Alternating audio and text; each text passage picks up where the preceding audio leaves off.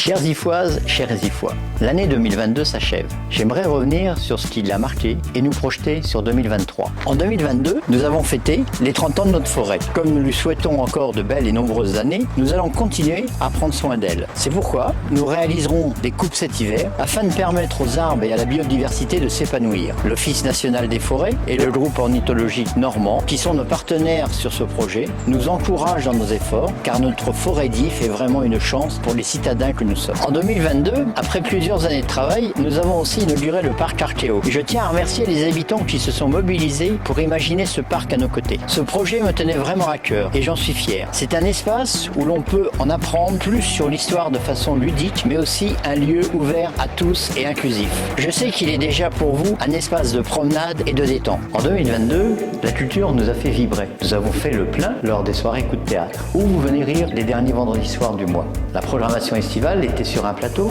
vous a enthousiasmé. Et notre festival Artifice a réuni plus de 1000 visiteurs, attirés par les créations de talentueux artistes amateurs. En 2023, le festival Latitude fera son retour sous le thème des musiques méditerranéennes et je vous y attends nombreux.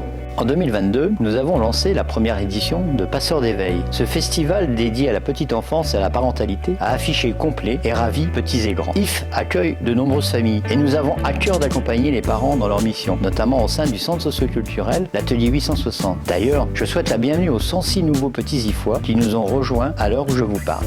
En 2022, nous avons livré l'école maternelle Paul Fort. Les travaux se poursuivent à Marie-Thury afin que les deux écoles du bourg accueillent dans d'excellentes conditions nos petits écoliers. Les travaux de réhabilitation de la résidence autonomie Jean Jaurès vont aussi commencer au printemps afin d'offrir un cadre de vie plus confortable à nos aînés. Pour 2023, nous prévoyons également des travaux d'extension du skatepark et la construction d'un bowl pour le plus grand plaisir de nombreux amateurs de glisse.